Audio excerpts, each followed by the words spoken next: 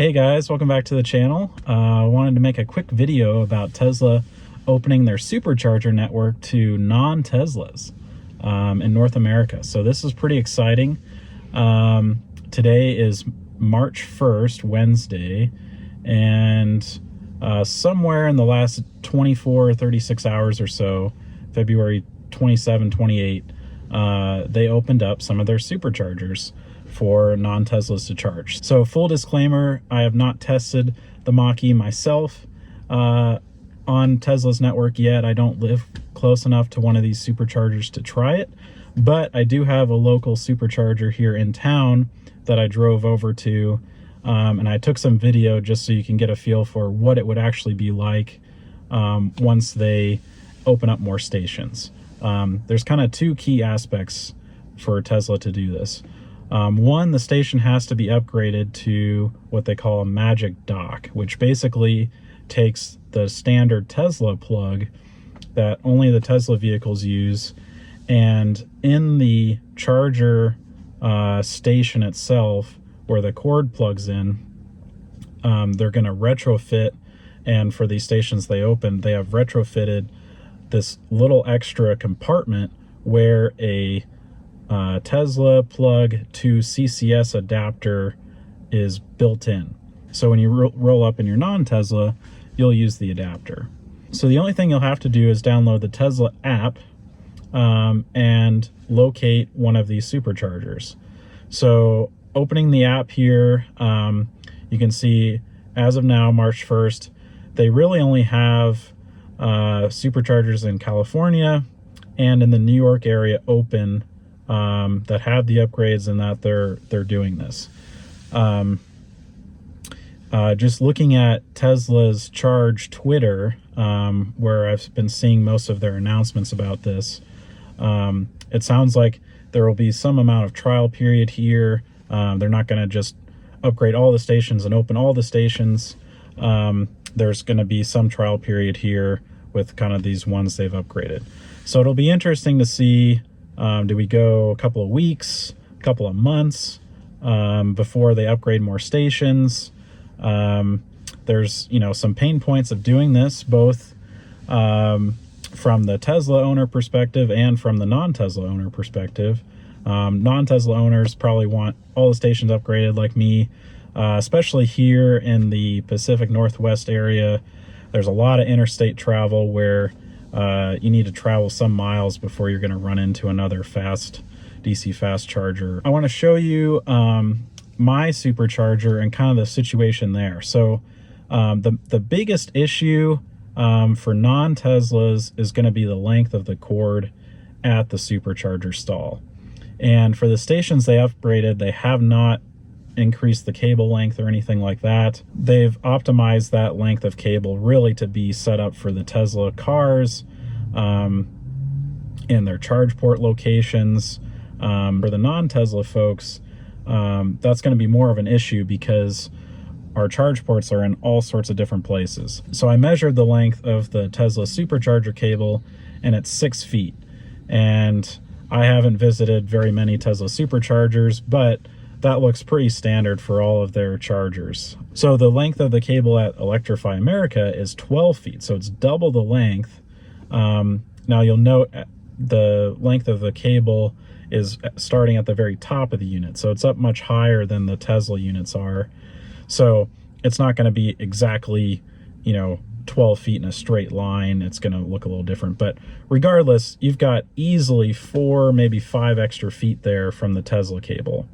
So you can see here, when I've pulled up the Mach-E, I actually can't reach the charge port if I park in the space. And you'll see this parking block here. And so if I drive over the parking block, and I'm basically about to run into the charger or the sign, I then have just enough cable length that it should connect once the CCS adapter is on there. But it's still pretty tight. The cable's, there's not really any slack left in the cable. And so, there's an actual Tesla charging a few stalls away from me. I didn't look over there too much. I can just imagine the eye rolls of, oh, here comes all the non Tesla cars, and you know, they're going to have to park at weird angles and all sorts of stuff to charge here. And unfortunately, I think that's what's going to happen, at least a little bit. Tesla, at some of their locations now, are installing chargers kind of more on the end, kind of in the middle. So if your charge port's in the front or in the back, or if you have a trailer attached, stuff like that, you're not kind of set up to have to back in and be perfectly set up for that 6-foot cord.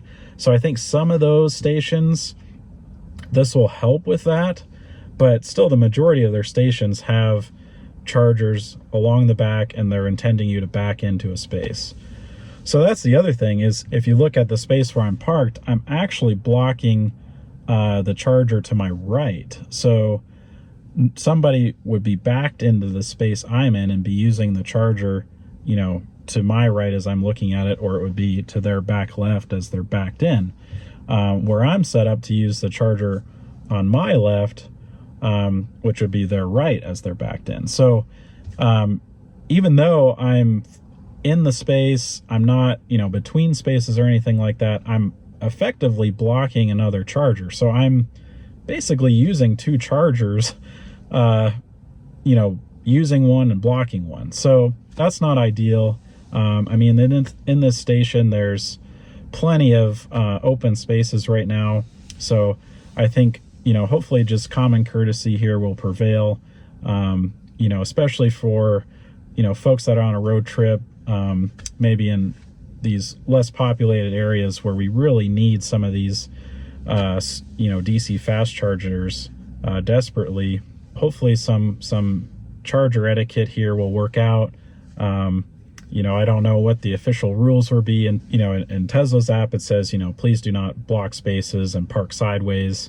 So definitely don't want to do that. But even when you park correctly, you're still effectively blocking a second charger. So now if another non-Tesla rolls up next to you, they could use that one. So it kind of depends on the car of who you're blocking, who you're not blocking.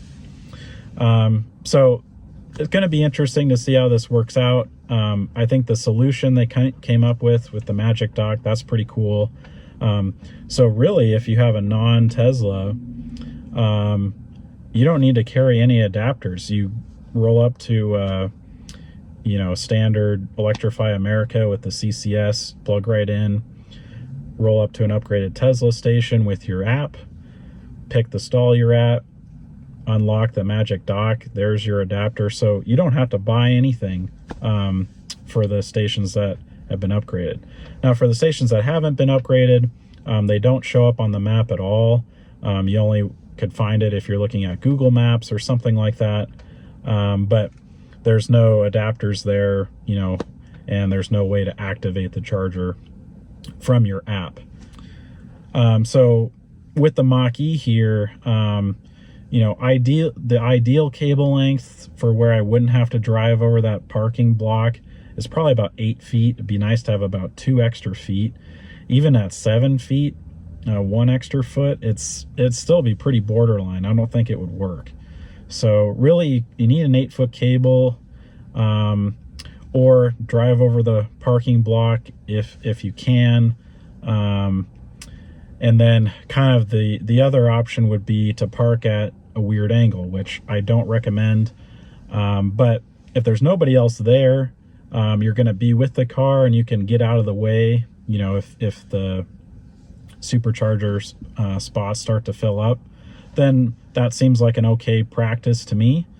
But again, the last thing you want to do is block 2, 3, 4 chargers, depending on how you're parked, and then go away for an hour. I definitely don't recommend doing that. So yeah, I definitely will be trying this out whenever they upgrade more chargers, and or I'm near one of these where they've upgraded to the Magic Dock. One other note is the pricing on this.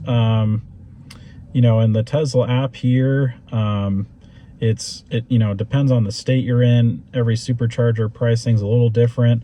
And so for Electrify America here in Idaho, it's 43, it's going up to 48 cents a kilowatt hour. So that's definitely within a similar range. You know, some folks are talking about, you know, pricing at the Tesla Superchargers are generally a little bit more expensive for the non-Tesla folks, and I think that makes sense.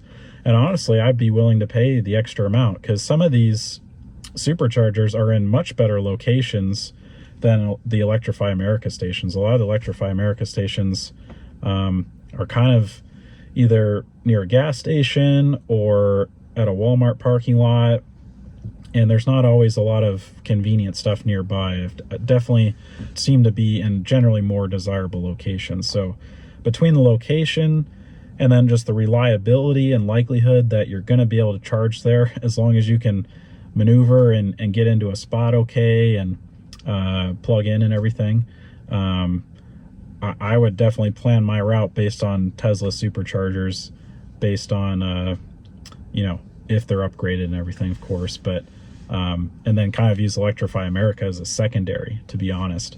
That would probably be the preferred method. So anyway, exciting to see Tesla doing this.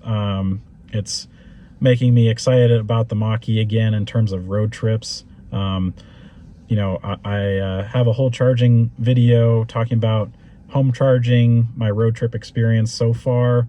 I'll link that below. In the description, I'll link some other videos of YouTubers that live closer to these chargers that, you know, do a lot of EV type videos, and they have a couple of videos of them actually charging at the upgraded stations, which is really cool to see. So I think that's it for this video. So thanks for watching, and we'll catch you in the next video.